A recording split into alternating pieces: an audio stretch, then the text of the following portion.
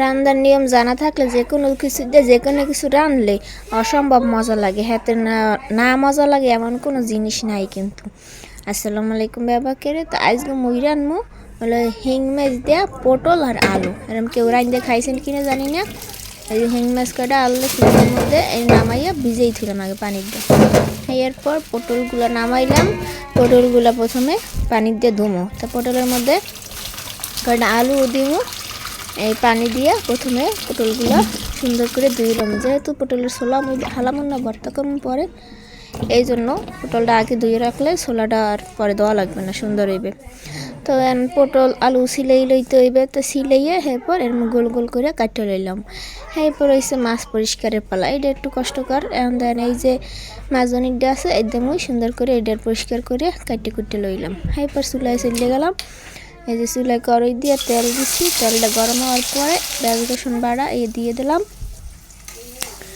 তারপর পেঁয়াজ রসুন বাটা এটা যখন একটু খালি লাড়াছাড়া করতে থাকবেন, লাড়াছাড়া করে করতে করতে যখন এটা সুন্দর করে পেঁয়াজ রসুনটা কষাইয়া, এরপর পেঁয়াজ রসুনটা ভালো মতো কষাইলে কিন্তু এর দিয়ে একটা গন্ধ হইবে কাঁচা কাঁচা।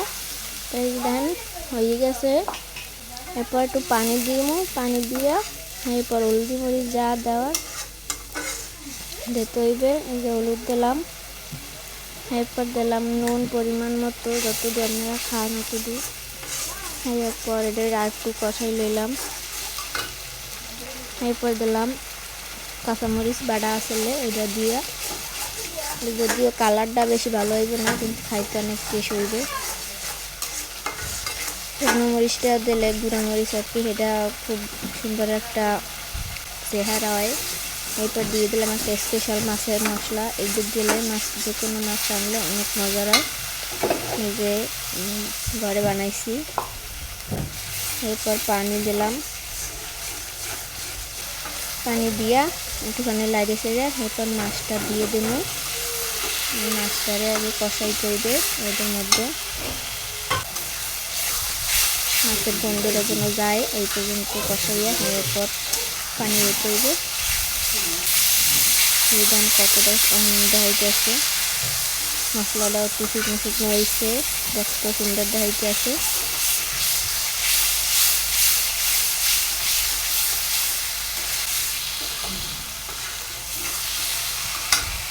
এখন পানি দিয়ে দিন,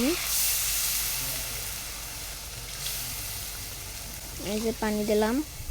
পানি দিয়ে যেন আকাল তরকারিটা যত হেজতে যতটুকু পানি লাগে আকাল পুরা পানিটা দিয়া এবার ডাইকে থমু।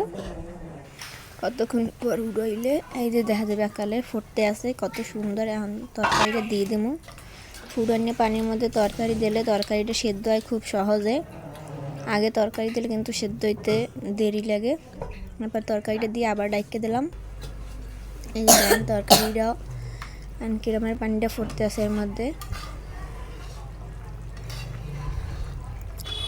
আবার লাড়াচাড়া দিয়ে দিলাম, পাশে মশলাটা একটু রয়েছে এগুলারে নামাইয়ে দিলাম, আবার ডাইকে দিয়া এই যে দেখেন হয়ে গেছে। আর কি সুন্দর লুকটা আইছে, দেখতে অসাধারণ এবং লোভনীয় লাগতে আছে। কার কার ভালো লাগছে অবশ্যই কমেন্টে জানাইবেন, এরকম কেউ খাইয়ে থাকলে জানাইবেন। ভিডিওটা ভালো লাগলে পেজটা ফলো করবেন, চ্যানেলটা সাবস্ক্রাইব করে রাখবেন। ধন্যবাদ সবাই।